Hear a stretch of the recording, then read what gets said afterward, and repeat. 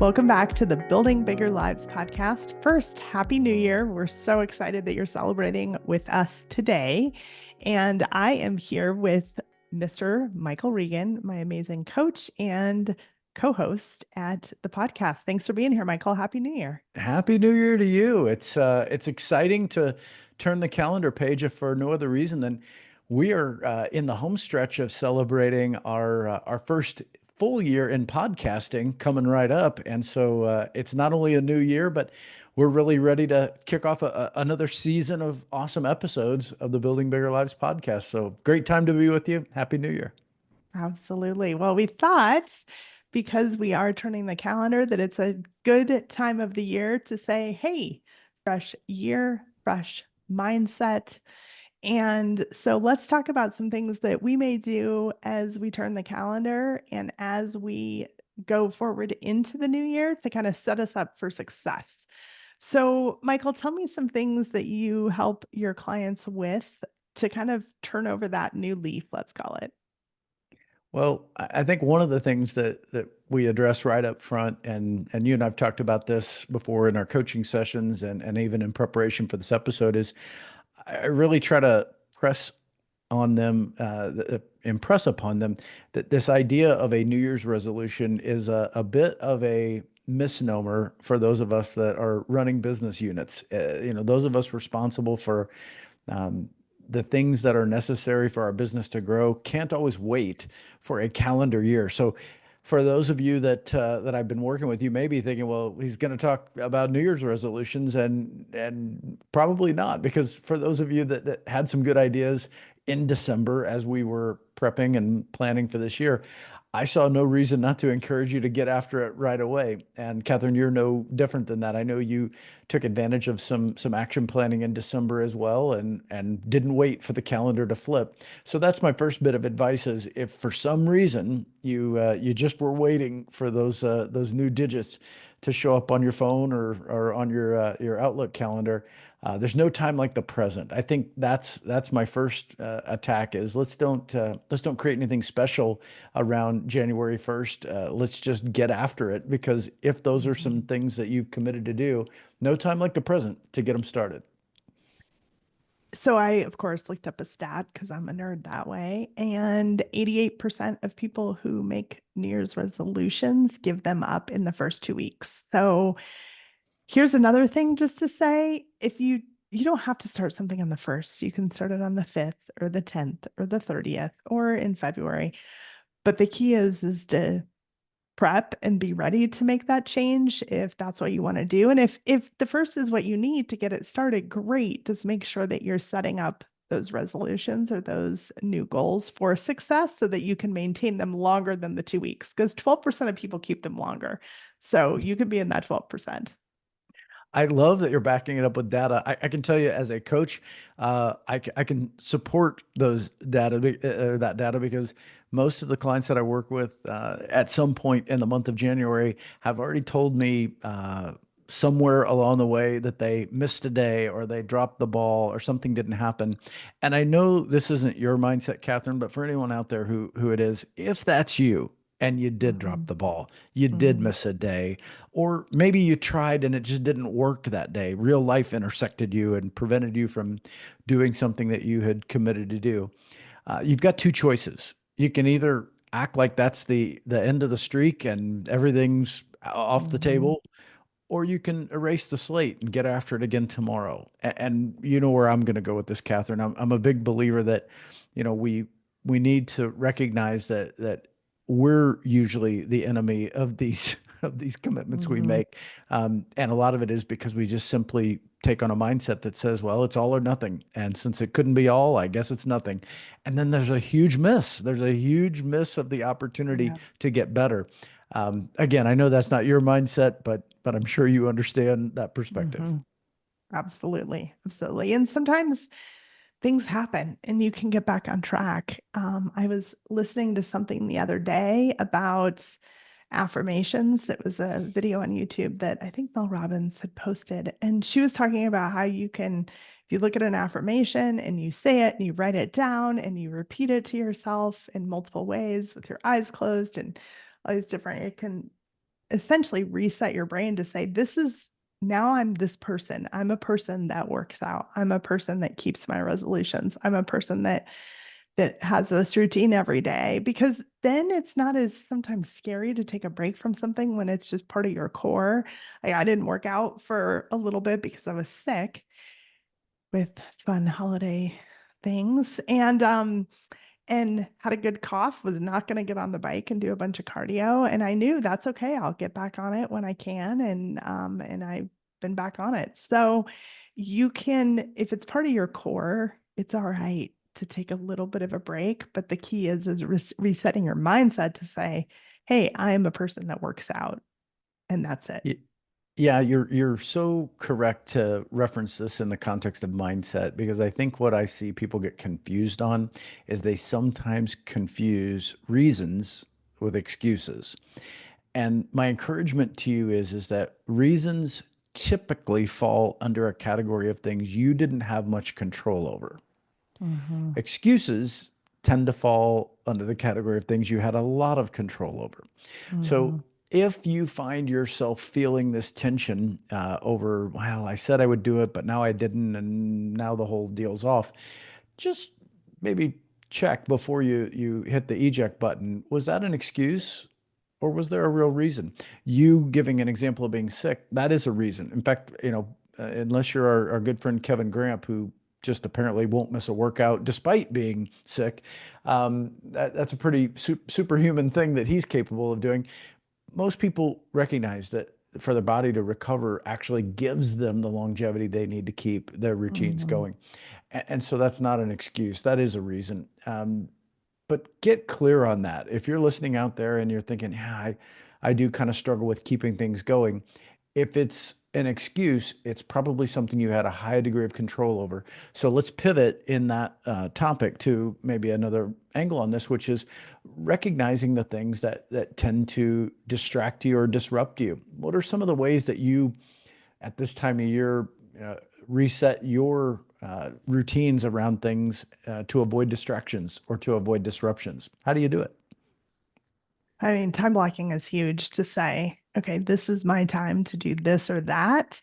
Are there things that I can, for instance, keep, start, stop? Are there things that I can delete from my phone? Am I not using certain systems? Um, do I need to change how I look at my time? Do I need to work different hours? Like this is a good time of year to do some of that evaluation internally to figure out, hey, how can I be the most productive in my day? Looking back and saying, hey, last year I realized that my most productive time might be this. Let's reset and do that this year is something new.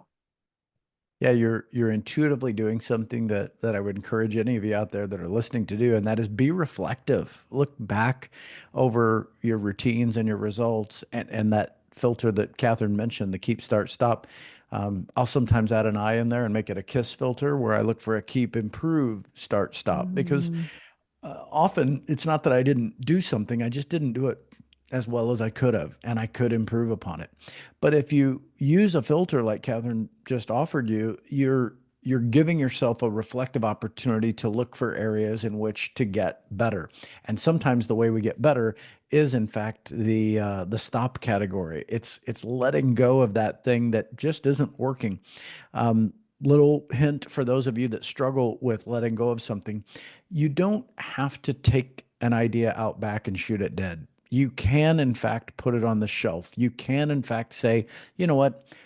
It was a good idea, but not good timing. I'm going to come back around to that idea in a different season or a different market and see if I can revisit that idea at another time rather than grinding that idea to dust and then losing all the joy that you were going to get out of the results that it could have brought had you simply just put it on pause. So really think through those filters like Kathryn just suggested, because they do help you reflect and they do help you reset. No doubt about it. Great tips mhm. on those, Kathryn. Yeah, thanks. Absolutely. It's I think if we're always evaluating what we're doing and what's working, it can change.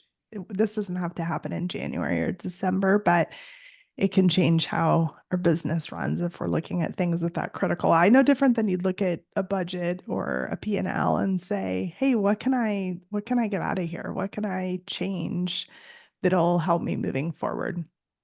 So one of the things that I would suggest we at least consider changing, and again, for some of you listening out there, this won't be a big change. It'll be maybe a minor fine tuning on your routine, but for others of you, it's a massive change, and it is resetting your morning routine. This one tends to Mm. be the biggest game changer I see for folks who are trying to do this, turn the calendar, start a new year, and be fresh, just as you titled our episode. Well, Mm. in order to do that, you can't keep doing the same things and expect a different result. You've got to change some things in your routine. And the number one area I see effectively making a difference when those changes are implemented is in morning routine. Give the audience a little hint on this because I know we've talked about it on prior episodes, but in the context of here we are in January 1st, what are some things that you feel like are helpful to you in resetting or revisiting your morning routine?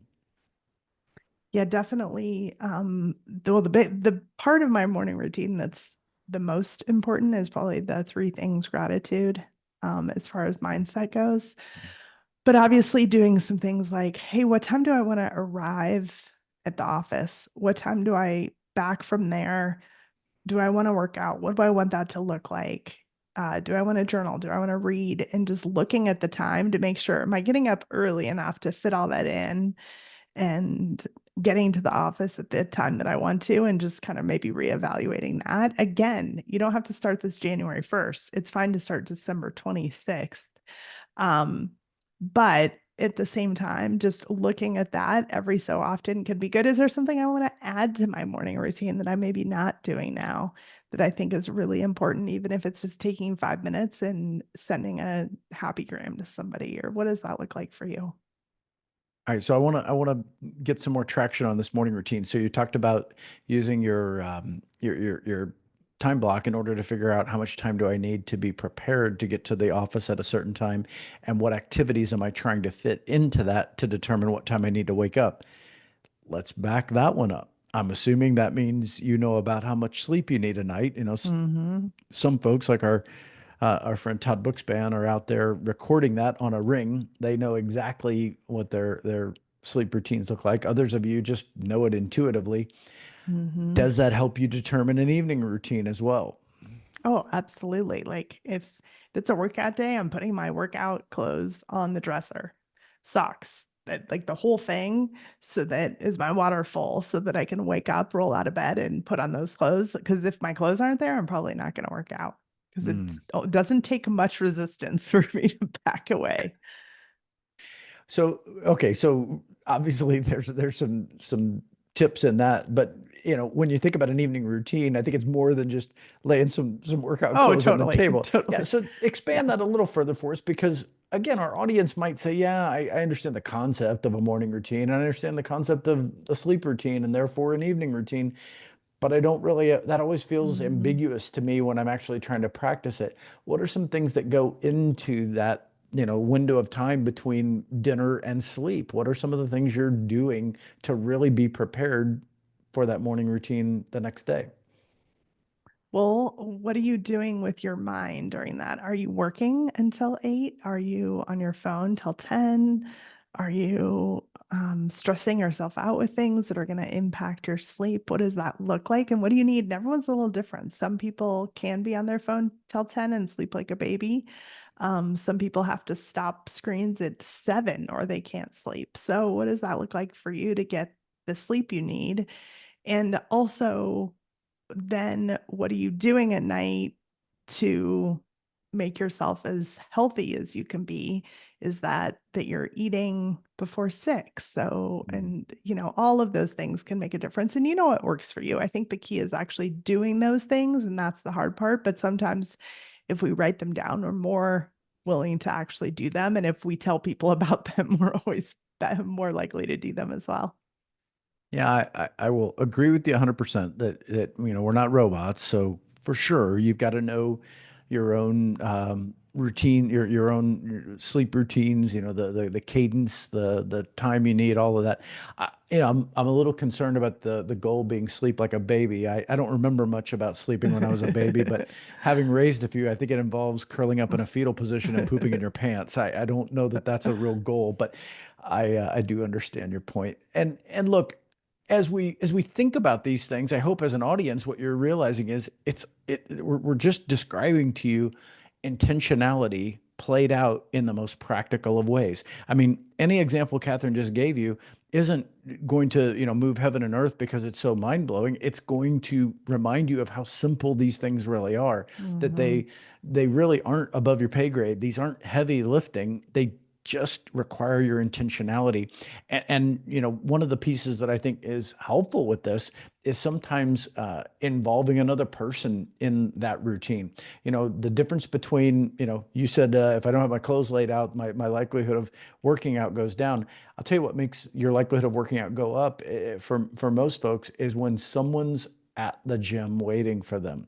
So whether that's you've hired a Hmm. trainer or you've got a buddy or your spouse, if there's somebody going to that workout with you, you are far more likely to Hmm. participate than if not. And so think through some of these practical examples because some of you know exactly where your strengths and weaknesses are. And hopefully, as we touched on evening routines, morning routines, I'll just add one more before we pivot. Consider your inputs. Kathryn mentioned Hmm. maybe you're working late or you're on your phone. I'm not here to judge anyone who is, looking at blue light until 10 o'clock at night. There's plenty of science out there to support the idea that that has a lot of um, negative impact on your ability to get a good night's sleep. But what I do know is this: what you are watching and what you are listening to matters. If you're tuning into, really difficult programming at night, difficult meaning it's tense, it's stressful, that changes some of the chemistry in your body. If you're reading through a scroll on social media and you struggle with comparison or you struggle with FOMO or any of these things, that's creating a chemical reaction in your mind. And any of these things you're doing, same when you wake up, if the first thing you do is as you roll out of the rack is grab your phone and start looking at email, you're sending a chemical reaction to your brain that will radically change the direction in which your day is going to go. And so if you're looking for a way to break an old habit or start a new routine, really look at your inputs and consider whether or not you could make some small changes to what you're listening to or watching or how you're engaging with it. And maybe putting a little more of a buffer or a boundary on that really frees you up to, again, remove any excuses, but also keep your mind focused on those positive things like Kathryn's doing with her 3 gratitudes in the morning. Awfully hard to do that if you just scroll through your inbox and a bunch of negative news. Hmm. Absolutely. Absolutely. Limiting the news is big for sure. So let's So, stay in the fresh year routine.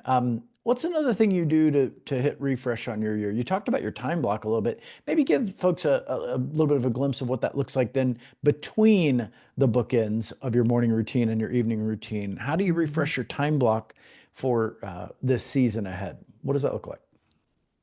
Yeah, so it may be saying, I mean, I already know for me that my best time is in the morning. So what can I do to optimize the morning time, reduce the amount of things that I have in the morning that involve, I don't know, that I don't need as much brain space, and put the things that I'm the optimized in the morning, like, client calls, realtor calls, planning, that kind of stuff has to go in the morning when my brain is fresh.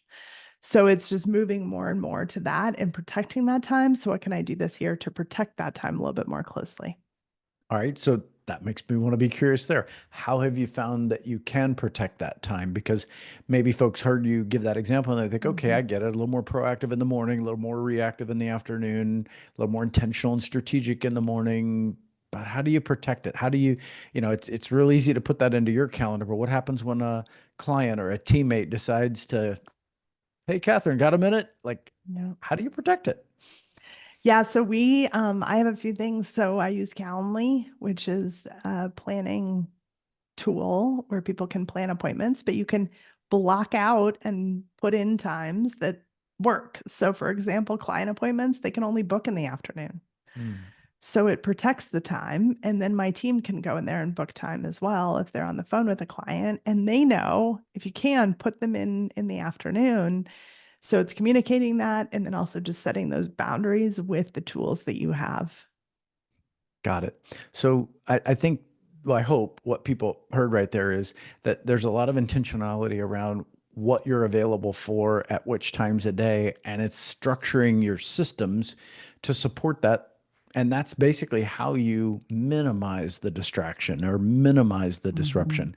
I'm sure real life happens. I mean, kind of made this silly knock on the table to emulate what, the office environment is like.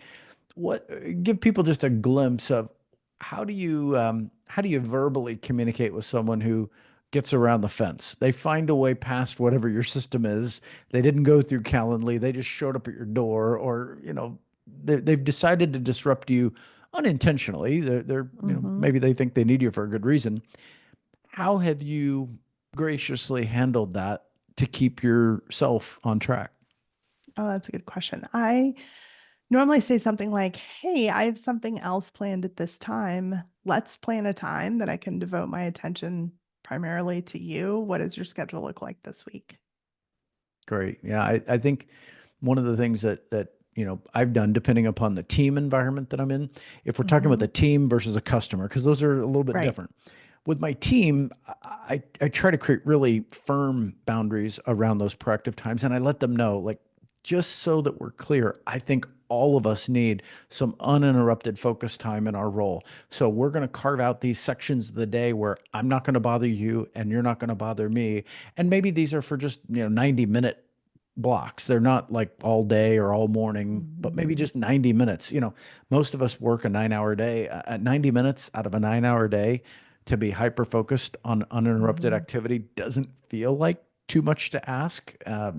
And once teams practice this, they begin to tell me regularly, like, oh, what a huge lift to our productivity, because all of a sudden everyone felt empowered to say, we're not going to bother each other.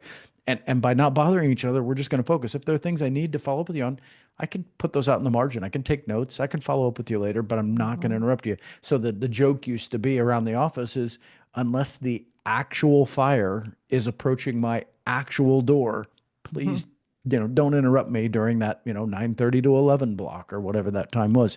Mhm. When it comes to clients, I think the way you're handling it really is gracious, and it's just reminding them that, you're important to me, but I do have something else planned at this time. They don't, how rare is it going to be that they're going to say, "Oh, really? Tell me what that is." Like, what did you have No, planned? That's never. not going to. No one has ever asked me that question. Mhm. Usually, most people that have any couth are going to say, "Oh gosh, I'm sorry. Yeah, no, I didn't mean to interrupt you. Happy to come back later today or tomorrow or whenever that works." Mhm. But the people pleaser in most of us don't even give them that option. We just immediately capitulate before we've ever even tried. And, oh, sure, I can do that. And I think a lot of it comes from the justification of, in our mind, we think, well, client time, that's our high payoff activity. And while that could be true by some measurable standard, so I don't want to discount that, Mhm. we don't often have the emotional strength at that moment to counterbalance it with, well, how much was the time worth that I had dedicated to that uninterrupted activity? And what we often find is, gosh, probably a 3 to 1, 5 to 1, sometimes even a 10 to 1 was the time that you had intended to do. And for that person that was more than happy to come back at a better time, we didn't lose them. We just helped them find an open lane, and everybody wins. Mhm. Absolutely. Absolutely. Yes. Very true.